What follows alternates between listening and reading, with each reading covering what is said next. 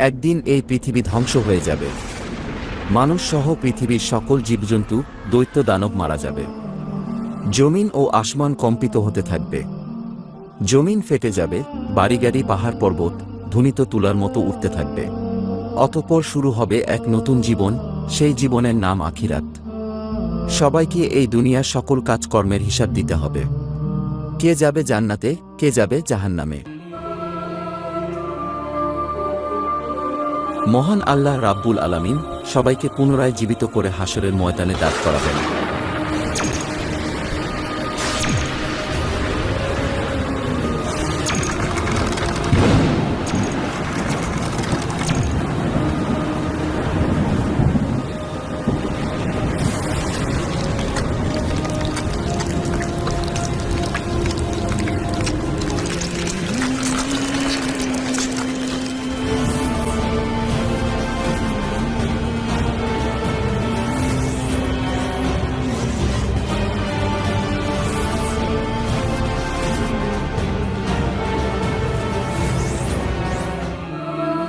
সেদিন প্রত্যেক মানুষকে 5টি প্রশ্ন করা হবে।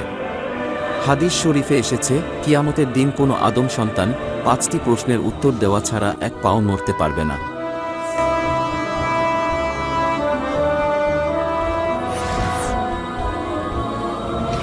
সেদিন তাকে জিজ্ঞাসা করা হবে তার জীবনের লক্ষ্য ও উদ্দেশ্য কী ছিল, এবং তার যৌবনকাল কিভাবে কাটিয়েছে, কিভাবে সে উপার্জন করেছে এবং তা কিভাবে ব্যয় করেছে, তার জ্ঞান বা বিবেক অনুসারে কর্ম করেছে কিনা, আর মহান রবের ইবাদত করেছে কিনা।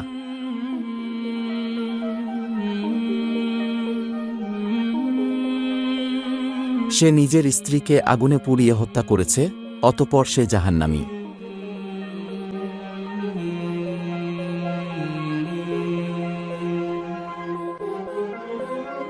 অনেক টাকা পয়সা থাকা সত্ত্বেও দান খয়রাত করে নাই, অথচ সেই টাকা দিয়ে নেশা করেছে, অতঃপর সে জাহান্নামী।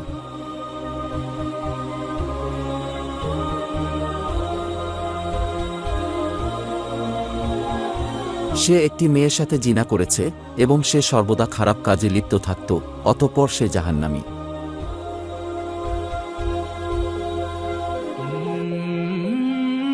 নিজের স্বামী থাকা সত্ত্বেও অন্য পুরুষের সাথে জেনায় লিপ্ত হয়েছে, অতঃপর সে জাহান্নামী।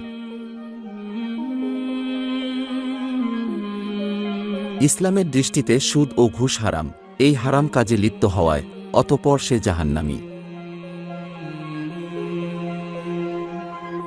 আল্লাহ ব্যতীত অন্যজনকে রব স্বীকার করেছে এবং মূর্তি পূজা করেছে, অতঃপর সে জাহান্নামী।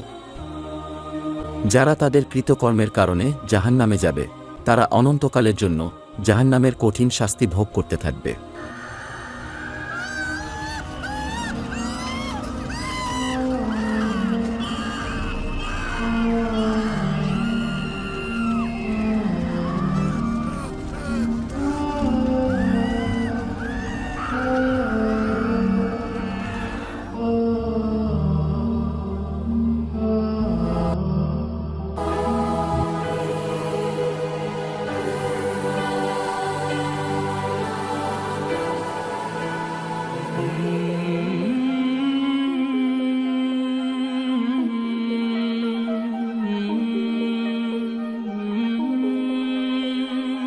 এই ব্যক্তি গরিব মানুষের পাশে দাঁড়িয়েছে, দান খয়রাত করেছে, অতঃপর সে জান্নাতি।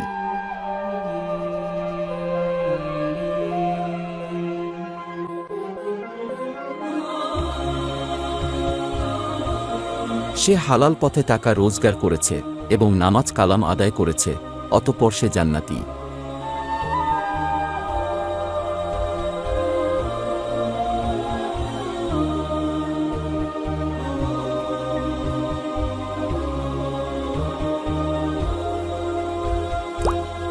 অসহায় মানুষদের সেবা যত্ন করেছে এবং মানুষের উপকার করেছে, অতঃপর সে জান্নাতি।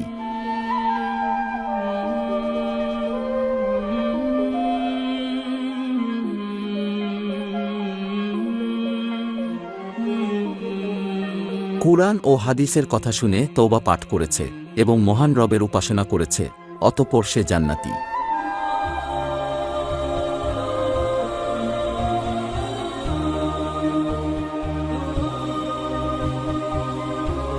কুরআনের জ্ঞান শিক্ষা দিতে গিয়ে কাফেরদের হাতে পাথরের আঘাতে শহীদ হয়েছে, অতঃপর সে জান্নাতি।